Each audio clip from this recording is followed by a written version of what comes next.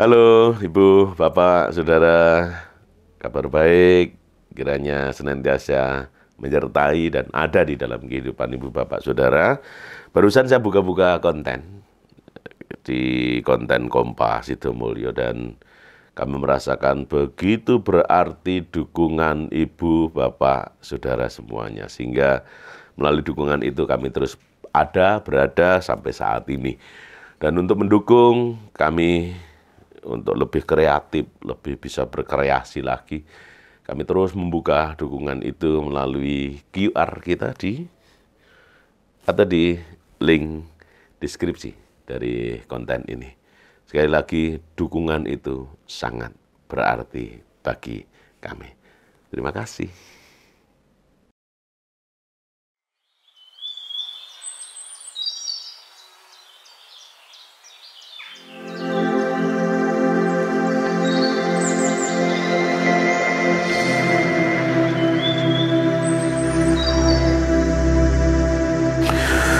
Salam Ibu, Bapak, Saudara yang dikasihi oleh Tuhan, berjumpa kembali di YouTube Kompas Sidomulyo Bantul. Setelah minggu kemarin, mohon maaf karena kesibukan kami masing-masing, kita tidak bisa bersama-sama. Namun saat ini kita bersama lagi dan kita akan menyiapkan hati bersama untuk kembali merenungkan firman Tuhan di minggu ini.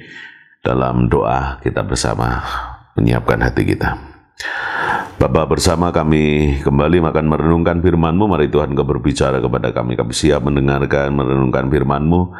Dan biarlah firman-Mu itu terus menjadi suluh di dalam kehidupan kami. Berkati hamba-Mu dalam segala keterbatasan Kau pakai menjadi jalan berkat bagi kami untuk mengetahui, memahami, mengakarkan dan memperlakukan firman-Mu di dalam kehidupan kami. Dalam nama Yesus kami berdoa dan mengucap syukur.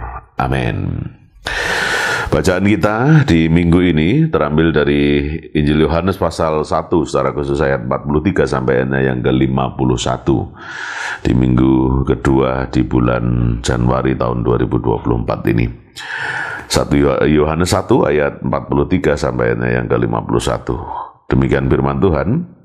Pada keesokan harinya Yesus memutuskan untuk berangkat ke Galilea. Ia bertemu dengan Filipus dan berkata kepadanya, "Ikutlah aku." Filipus itu berasal dari Bethsaida, kota Andreas dan Petrus. Filipus bertemu dengan Natanael dan berkata kepadanya, "Kami telah menemukan Dia yang disebut oleh Musa dalam kitab Taurat dan oleh para nabi, yaitu Yesus anak Yusuf dari Nazaret." Kata Natanael kepadanya, "Mungkinkah sesuatu yang baik datang dari Nazaret?" Kata Filipus kepadanya, "Mari dan lihatlah." Yesus melihat Natanael datang kepadanya lalu berkata tentang dia, "Lihat, inilah seorang Israel sejati, tidak ada kepalsuan di dalamnya." Kata Natanael kepadanya, "Bagaimana engkau mengenal aku?" Jawab Yesus kepadanya, "Sebelum Filipus memanggil engkau, aku telah melihat engkau di bawah pohon ara."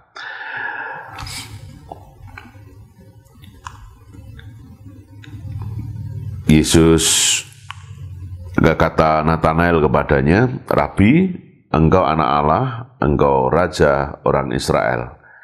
Yesus menjawab katanya, "Karena aku berkata kepadamu, aku melihat engkau di bawah pohon ara, maka engkau percaya. Engkau akan melihat hal-hal yang lebih besar daripada itu." Lalu kata Yesus kepadanya, "Aku berkata kepadamu, sesungguhnya engkau akan melihat langit terbuka dan malaikat Allah turun naik kepada anak manusia." Demikian firman Tuhan yang kita terima bersama dari Injil Yohanes pasal 1 secara khusus ayat 43 sampai yang ke-51. Ibu, Bapak, Saudara yang dikasihi oleh Tuhan, kita akan merenungkan firman Tuhan ini dalam bingkai memperdalam spiritualitas. Memperdalam spiritualitas. Kita breakdown dulu spiritualitas itu apa. Secara umum, spiritualitas itu berasal dari kata spirit, yang akhirnya semangat, jiwa, roh, sukma, mental, batin, rohani, dan keagamaan. Itu spiritualitas. Jadi, spiritualitas mesti terkait dengan itu. Semangat yang kaitannya dengan hal rohani, sukma, roh, jiwa di dalam kehidupan kita. Spiritualitas itu merupakan pengalaman manusia secara umum dari suatu pengertian akan makna, tujuan, dan moralitas. Spiritualitas merupakan proses transformasi melalui berbagai aspek kehidupan yang terintegrasi melalui fisik, emosional, pekerjaan, intelektual, dan rasional. Jadi spiritualitas itu menyangkut semua aspek kehidupan manusia. Spiritualitas itu mempunyai aspek kognitif, pengalaman, dan perilaku. Aspek kognitif atau filosofi itu merupakan pencarian arti, tujuan, dan kebenaran dalam kehidupan serta keyakinan dan nilai kehidupan seseorang. Itu yang pernah dikatakan oleh Rawls tahun 1995. Nah, sekarang bagaimana dengan spiritualitas Kristiani atau spiritualitas Kristen? Kalau pengertian spiritualitas secara umum seperti itu. Jadi saya ulangi, spiritualitas secara umum itu hal-hal yang terkait dengan totalitas kehidupan kita. Dari kata spirit yang artinya semangat, jiwa, roh, motivasi yang ada di dalam kehidupan kita. Terkait dengan emosi, terkait dengan moralitas, terkait dengan tujuan, terkait dengan keagamaan kita. Itu secara umum. Nah, sekarang moralitas Kristiani. Moralitas Kristiani itu merupakan cara hidup kekristenan yang merupakan ibadah dan pengembangan hubungan dengan Yesus sebagai poros kerohaniannya. Artinya, spiritualitas Kristiani merupakan hasil relasi antara manusia dengan Tuhan yang kemudian diwujudkan dalam cara hidup keseharian orang Kristen yang meneladani Kristus. Itu pemahaman tentang spiritualitas Kristiani. Nah, pertanyaannya kemudian, apa kaitannya spiritualitas Kristiani itu dengan bacaan kita? Bacaan kita, teks bacaan kita itu berbicara tentang ketika Yesus mulai memilih satu-satu murid-murid Yesus, dan kita berangkat dari awalnya Filipus, kemudian Filipus mengajak Nathanael, lalu Nathanael diperjumpakan dengan Yesus. Yang menarik adalah ketika Filipus ini mengajak Nathanael, saudaranya, untuk kemudian berjumpa dengan Yesus. Respon dari Nathanael adalah, mungkinkah sesuatu yang baik datang dari Nazaret? Kenapa itu muncul, pernyataan itu muncul? Karena konsep yang dimiliki dan pemahaman yang dimiliki oleh Nathanael, Nazaret itu kota yang nggak baik banget menurut Nathanael. Kok ini seorang yang baik berasal dari Nazaret? Itu kan ukuran dunia menurut Nathanael nggak mungkin itu akan terjadi. Jadi cara pikir Nathanael inilah yang sangat dipengaruhi oleh spiritualitas dunia dengan konsep bahwa orang banyak saja ngarani atau mengklaim bahwa Nazaret itu kota yang jahat, kota yang jarang lah, atau bahkan tidak akan mungkin kita menemukan orang baik dari Nazaret inilah. Ini kok pemimpin Yahudi, Mesias, berasal dari Nazaret. Sesuatu banget nih. Jadi yang ingin saya ajak untuk refleksikan bersama dari ibu bapak saudara adalah perjumpaan Filipus secara khusus dengan Tuhan Yesus menghantar Filipus pada perubahan spiritualitas, termasuk cara pandang, karena spiritualitas itu menyangkut juga moralitas, menyangkut jiwa, roh, menyangkut greget atau semangat di dalam merespon seseorang. Jadi berbeda dengan Nathanael, ketika Nathanael belum berjumpa secara khusus dengan Yesus, yang perjumpaan dengan Yesus itu pasti akan mengubahkan Nathanael. Dan betul, ketika Nathanael diperjumpakan dengan Yesus, Yesus berkata bahwa sebelum engkau datang dan kita bertemu, aku sudah mengetahui engkau semenjak di bawah pohon ara. Dan itu yang kemudian merubah cara pandang Nathanael terhadap Yesus. Sampai akhirnya Nathanael menyatakan bahwa Rabi, engkau anak Allah, engkau raja orang Israel. Dan baru Yesus kemudian mengatakan, itu semua lo katakan setelah aku berkata kepadamu, aku telah melihatmu dan mengenalmu, juga melihatmu di bawah pohon ara. Jadi betapa pentingnya mengolah spiritualitas itu melalui setiap perjumpaan-perjumpaan dengan Yesus, sehingga konsep, cara pandang, mindset kehidupan kita diubahkan. Spiritualitas Kristiani mesti kita perdalam, karena melalui spiritualitas Kristiani itu kita akan semakin dekat dan semakin sering berjumpa dengan Tuhan kita.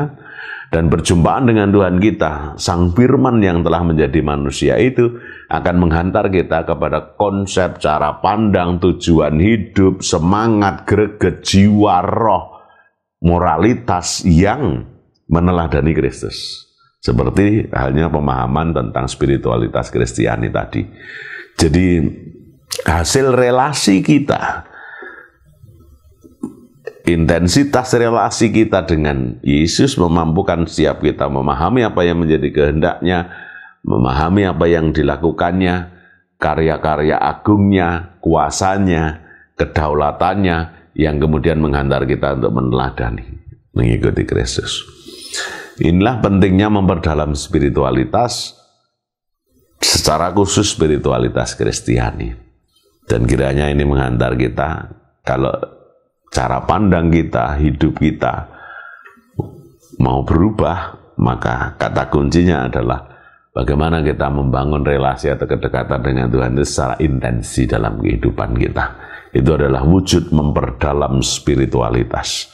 Intensitas perjumpaan kita dengannya melalui ibadah secara komunal, melalui persekutuan-persekutuan secara komunal, maupun intensitas relasi kita dengan Yesus secara personal, melalui kontemplasi kita, melalui perenungan kita, melalui doa-doa kita dan perjumpaan-perjumpaan pribadi kita dengannya, akan memampukan kita untuk memperdalam spiritualitas kita. Jadi memperdalam spiritualitas itu lebih kepada membangun kedekatan relasi dengan Allah. Semakin dekat, maka akan semakin kita meneladaninya.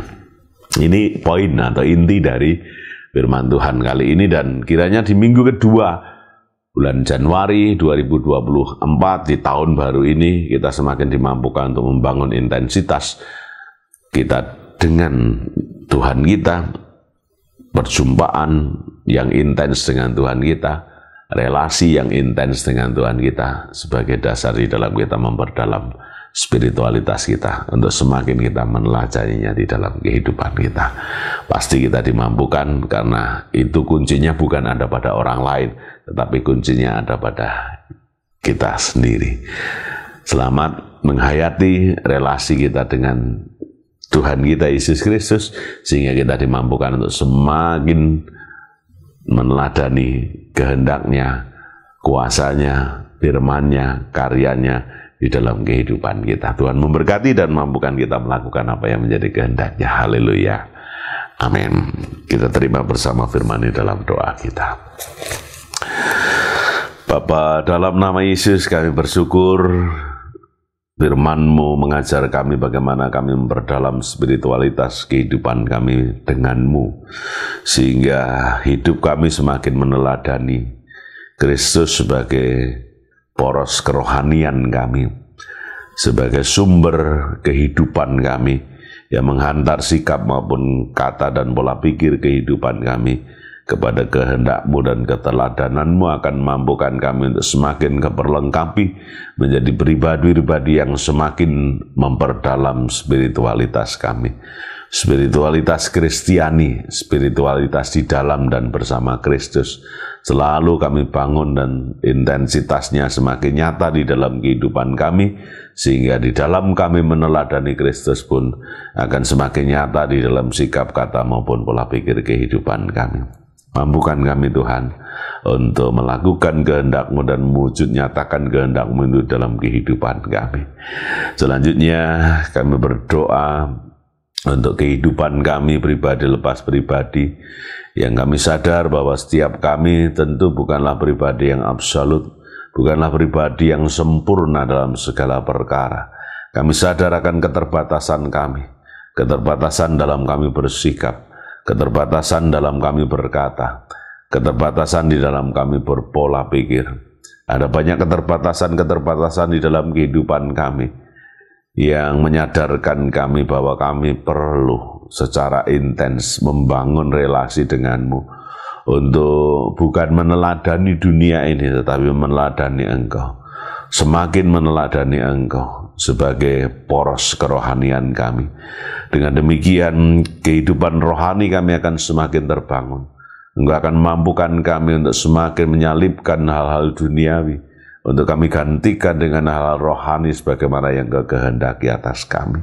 Bapa, tanpa penyertaan dan topangan-Mu tentu kami tidak akan mampu melakukan ini dalam kehidupan kami. Mampukan kami melakukan kehendak-Mu itu. Menyerahkan kehidupan kami sepenuhnya dalam kedaulatan-Mu. Karenanya, di dalam penyerahan diri, kami menyerahkan kami yang sakit, kami yang dalam proses pemulihan. Ke dalam kedaulatan-Mu kami menyerahkan kehidupan kami, sehingga pertolongan-Mu memulihkan kami, pertolongan-Mu mengentaskan kami, memampukan setiap kami untuk keluar dari sakit penyakit, dan kesembuhan dari Tuhan Kau nyatakan bagi kami. Demikian juga kami yang terbeban dengan beban pergumulan kehidupan, dinamika kehidupan, problem kehidupan yang bermacam-macam. Berat ringan kami tanggung di dalam dan bersama-Mu, sehingga di dalam kebersamaan itu Engkau akan memampukan kami, ya Allahku, untuk semakin Kau teguhkan, untuk semakin Kau mampukan kami berjalan di jalan Tuhan. Bapa, dalam nama Yesus, kami sadar akan kehidupan kami yang membutuhkan Tuhan senantiasa. Di dalam penyertaan dan berkat-Mu kami berserah, menyerahkan kehidupan kami secara pribadi, menyerahkan kehidupan keluarga kami, menyerahkan kehidupan jemaat kami, menyerahkan kehidupan bangsa dan negara kami, juga dunia ini, ke dalam kedaulatan kuasa-Mu. Mari Tuhan, Engkau sertai kami, Engkau tolong kami, membersamai kami di setiap perkara-perkara kehidupan akan menghantar kami kepada kehendak dan rencana indah-Mu yang terus kami ikuti, terus kami teladani di dalam hidup dan kehidupan kami. Bapa, dalam nama Yesus, kami terus berserah di dalam kedaulatan dan kuasa-Mu sebagai Tuhan dan Juru Selamat kami, sebagai poros kerohanian kami yang akan terus menghantar kami kepada kehidupan yang sesuai dan semakin sesuai dengan kehendak-Mu. Ampuni segala kekurangan dan dosa-dosa kami, menyerahkan kehidupan ini sepenuhnya di dalam nama Tuhan kami Yesus Kristus, Tuhan dan Juru Selamat kami, yang mengajar kami dengan iman untuk mengakhiri doa ini dengan doa Bapa kami. Bapa kami yang di surga, dikuduskanlah nama-Mu, datanglah kerajaan-Mu, jadilah kehendak-Mu di bumi seperti di surga. Berikanlah kami pada hari ini makanan kami yang secukupnya, dan ampunilah kami akan kesalahan kami, seperti kami juga mengampuni orang yang bersalah kepada kami. Dan janganlah membawa kami ke dalam pencobaan, tetapi lepaskanlah kami daripada yang jahat. Karena Engkau lah yang punya kerajaan, dan kuasa dan kemuliaan sampai selama-lamanya. Amin.